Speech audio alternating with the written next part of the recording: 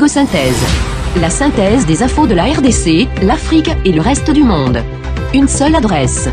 www.congosynthèse.com.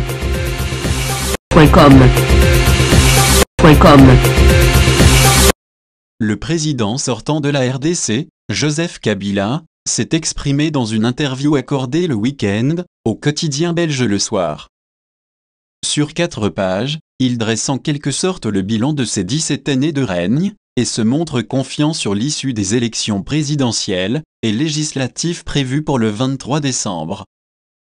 Nous sommes dans la dernière ligne droite avant les élections, nous avons eu l'enrôlement des électeurs, puis le dépôt des candidatures, et à 90%, tout s'est passé normalement. La campagne a commencé dans le calme, et cette absence d'incident traduit aussi la maturité politique de la population, a déclaré Joseph Kabila, avant d'ajouter qu'il reste le défi de la sécurisation, le jour même du vote. Répondant à une question sur la volonté de la RDC d'organiser seule les élections, le président de la République démocratique du Congo a déclaré : « Nous ne sommes pas des mendiants. Si nous avons pris l'option d'organiser les élections nous-mêmes, ce qui nous coûte cher, c'est une question d'indépendance, de souveraineté. » Parlant d'observateurs internationaux dont l'absence pourrait poser problème, Joseph Kabila, tout en confirmant qu'il n'y aura pas d'observateurs envoyés par l'Union européenne ou les États-Unis, a indiqué qu'il y aura plus de 40 000 observateurs nationaux, qui ont déjà été formés dans ce but, et aussi les témoins des partis politiques. En plus, il y aura des observateurs de la région, de la communauté de développement des États d'Afrique australe, de l'Union africaine, de la communauté économique des États d'Afrique centrale, ainsi que de l'Organisation internationale de la francophonie. Et même si l'Union européenne ou les États-Unis regrettent que leurs observateurs ne soient pas conviés, leur rapport n'aurait pas de valeur, selon le président congolais, car ces rapports sont déjà écrits à l'avance pour critiquer la RDC. Interrogé sur les sanctions décrétées par l'Union européenne contre certaines personnalités de la RDC, dont Emmanuel Ramazani Shadary, candidat du Front commun pour le Congo, à l'élection présidentielle du 23 décembre 2018, Joseph Kabila a répondu que ces sanctions sont tout à fait illégales, injustes, arbitraires, orientées politiquement. Quelques pays d'Europe ne peuvent s'arroger le droit de nous sanctionner ainsi. Dans quel monde vivons-nous, où ceux qui ont la force, ou croient l'avoir peuvent s'arroger un tel droit? Moi, je fais pleinement confiance à tous ceux qui ont été sanctionnés, et surtout les officiers. Je sais qu'ils défendent l'état de droit. On me dit que si tout se passe bien lors des élections, les sanctions pourraient être levées. Mais moi, je m'en fous. Pour les élections, tout va très bien se passer, et cela ne dépendra pas des sanctions. Ce seront les meilleures élections que ce pays aura connues depuis 1959. Je crois que nous aurons été du bon côté de l'histoire. Le Congo ne sera jamais à genoux, il sera toujours debout. À propos des relations avec la Belgique, le chef de l'État congolais soutient que le problème avec les Belges, c'est ce que j'appelle l'état d'esprit. Il y a des gens qui, en Belgique, croient que le Congo est encore une colonie, que les Belges doivent toujours avoir de l'ascendant sur les Congolais. Cela fonctionnait peut-être avec nos pères, qui ne sont plus là, mais avec nous, les enfants de ceux qui ont combattu le colonialisme dans ce pays. C'est inadmissible, cela ne marche pas. Le peuple congolais n'acceptera jamais. Certes, les Belges peuvent recruter 10, 20 Congolais pour qu'ils soient leurs pions, mais ils n'auront pas le soutien des autres. Vous me donnez l'occasion de le dire, ce qui ne va pas avec les Belges, c'est ce que j'appelle une certaine animosité vis-à-vis de notre peuple, cette tendance qu'ils ont d'humilier le peuple congolais à travers ses dirigeants, et cela, nous ne l'accepterons plus jamais. Qu'est-ce qui nous divise avec la Belgique? Je considère que nous sommes des hommes libres, que le Congo est un pays indépendant, et que nous n'avons pas de compte à rendre à un ministre des Affaires étrangères qui se trouve en Belgique. Le président de la République démocratique du Congo a, dans sa réponse à une question sur son bilan, divisé la période qu'il a passée à la tête de la République démocratique du Congo en 3 étapes. De 2001 à 2006, la priorité des priorités était la stabilisation du pays, sa pacification et l'organisation des élections libres. C'était la promesse, le défi. Nous avions réussi à stabiliser la situation politique et sécuritaire, mais aussi économique. La deuxième phase, c'est la période qui va de 2006 à 2011. nous avions pour objectif de stabiliser davantage et d'amorcer la reconstruction, et la plupart des nouvelles infrastructures ont été construites alors. À cette période, nous avons aussi été confrontés à diverses rébellions, dans l'Équateur et au Kivu. De 2012 jusqu'à aujourd'hui, nous avons tenté de poursuivre la modernisation, la stabilisation, et d'engager des réformes. Des nouvelles lois ont été adoptées concernant l'organisation du territoire, le découpage nous a fait passer de 11 à 26 provinces. Le challenge, c'est aussi d'organiser le 3e cycle des élections. À une question sur ce qu'il compte faire une fois redevenu simple citoyen, Joseph Kabila a fait savoir que, il ne songe pas à aller en vacances aux Bahamas, ni même en Espagne, à Dubaï ou ailleurs. Je resterai certainement dans mon pays, où je vais m'occuper de beaucoup de choses. Au sujet de son successeur, Joseph Kabila Kabange a déclaré: s'il a besoin de mes conseils, je serai toujours là, volontiers. Mon successeur, quel qu'il soit, aura non seulement besoin de l'ancien président, mais surtout besoin de dignité. Il a besoin de la participation des 80 millions des Congolais au pays, et de tous ceux qui sont dans la diaspora, afin d'aller de l'avant dans la reconstruction du Congo. Les réactions se multiplient après les révélations des Congo Files. Ces documents confidentiels de l'ONU sont relatifs au meurtre des experts Michael Sharp et Zeïda Catalan, il y a 1 an et demi en RDC. L'ONU a toujours affirmé que ces 2 enquêteurs avaient été tués par des miliciens. 5 médias internationaux, dont RFI et Le Monde, ont analysé cette fuite sans précédent de documents, et ces milliers de pages révèlent qu'il aurait pu s'agir d'un piège impliquant des agents de l'État congolais, que les Nations Unies enquêtaient sur cette éventualité, et auraient choisi de taire ces informations pour ne pas se brouiller avec Kinshasa. Le secrétariat général des Nations Unies aurait choisi de taire des informations délicates aux familles des victimes, et au Conseil de sécurité de l'ONU, des informations concernant une possible implication d'agents de l'État et militaires congolais dans le meurtre des 2 experts.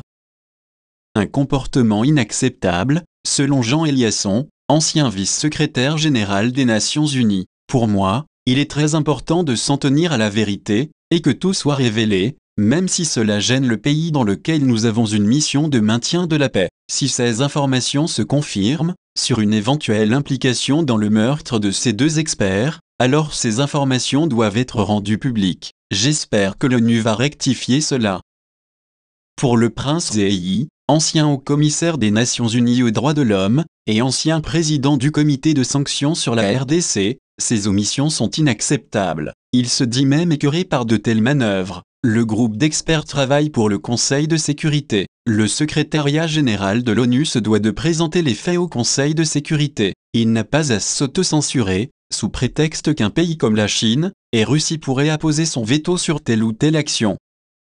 Ce n'est certainement pas le travail d'un comité d'enquête qui travaille pour le compte du secrétaire général, explique-t-il. Ils doivent rapporter les faits, directement, à travers le comité de sanctions sur la RDC, et c'est au Conseil de sécurité de décider si ces faits sont importants ou pas. Mais il ne fait aucun doute que, les éléments révélés par ces documents devaient être mentionnés, qu'il y avait des preuves d'une implication d'agents de l'État. Je ne peux pas dire aujourd'hui à quel niveau la décision a été prise, de ne pas inclure ces preuves, si c'était au niveau du comité d'enquête de M. Greg Starr, ou au-dessus, mais pour tout vous dire, j'étais écœuré de voir ça. De sa part, l'organisation Amnesty International a également réagi, se disant choquée par le manque de respect de l'ONU pour ses employés sur le terrain, et appelant à l'ouverture d'une nouvelle enquête indépendante sur le meurtre des 2 experts. C'est choquant. On a affaire à un pays qui est décimé par des décennies de conflits, des millions de morts. Dans la région du Kasaï, il y a eu plusieurs milliers de morts depuis 2016. Les Nations Unies sont intervenues tardivement, considère Jean-Maubert Sanga, d'Amnesty International. Zeïda Catalan et Michael Sharp sont allés là-bas pour enquêter sur les massacres, les viols, qui étaient en train de se commettre, ajoute-t-il. Les Nations Unies n'ont pas fait leur travail pour empêcher ces massacres, mais voilà qu'elles ne sont même pas capables de s'impliquer suffisamment pour que la vérité et la justice soient rendues à leurs propres enquêteurs. Alors, comment veut-on que les millions de Congolais, qui voient les Nations Unies, puissent leur faire confiance, alors qu'elles méprisent même la vie de leurs propres agents ?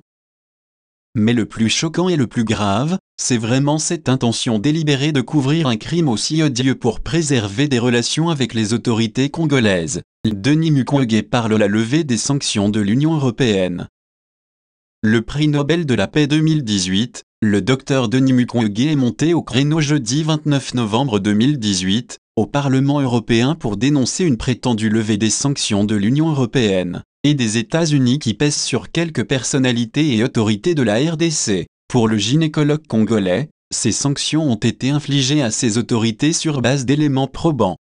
Les sanctions, lorsqu'elles sont faites, elles sont sur base des éléments. Elles sont tout simplement pour faire une prévention par rapport à des crimes qui ont été commis, et ceux qui ont été sanctionnés en République démocratique du Congo ne l'ont pas été sans raison. Il y a un filet d'arguments qui montre très bien que ces personnes, si elles ne peuvent pas être reprochées par leur État, au moins vos États ont pris la responsabilité de les mettre en quelque sorte hors d'état de nuire. Et quand les sanctions sont demandées d'être levées, ça veut dire que ces crimes deviennent prescriptibles. Puisque finalement, nous étions venus faire le reportage, mais c'était très difficile, puisque la population, 20 ans après, avait les bourreaux en présence d'eux et qui avaient tout le pouvoir sur eux. Comment se reconstruire dans cette situation? Je crois que lorsque on parle de l'impunité, il faut savoir qu'aujourd'hui nous devons faire très très attention, puisque lorsqu'on voit les valeurs qui ont fondé les démocraties que vous êtes aujourd'hui, les valeurs qui ont fait de l'Europe ce que l'Europe est aujourd'hui, le modèle après la Deuxième Guerre mondiale est en train de s'effondrer. Nous devons être réalistes et regarder la vérité d'en face. Il ne faut pas se cacher la réalité par les réels politiques ou les intérêts économiques. Il faut regarder la vérité en face. Quand on écoute les discours qui sont en train de se faire par des pays qui étaient des pays démocrates, n'ayons pas peur de dire la vérité et prévenir. Il y avait de telles avancées que les reculs que nous sommes en train de subir pour effectivement le réel politique et les intérêts économiques doivent faire peur. Les sanctions, lorsqu'elles sont faites, elles se font sur base des éléments. Les sanctions sont faites, c'est pour tout simplement faire une prévention par rapport à des crimes qui ont été commis. Et ceux qui ont été sanctionnés en République démocratique du Congo, ils n'ont pas été sans raison. Il y a un filet d'arguments qui montre très bien que ces personnes, s'ils ne pouvaient pas être reprochés par leur État, au moins vos États ont pris la responsabilité de les mettre en quelque sorte hors d'état de nuire. Et quand les sanctions sont demandées d'être élevées, qu'est-ce que ça veut dire? Ça veut dire que ces crimes deviennent prescriptibles. Rappelons par ailleurs que des autorités congolaises parmi lesquelles Lambert Mende, Emmanuel Ramazani Shadari, ou encore Célestin Kanyama, ont été sanctionnés par l'Union européenne en 2017. Il leur a été reproché beaucoup de griefs, entre autres, entrave aux principes démocratiques et violation des libertés et droits de citoyens. Congo Synthèse. La synthèse des infos de la RDC, l'Afrique et le reste du monde. Une seule adresse. www.congosynthèse.com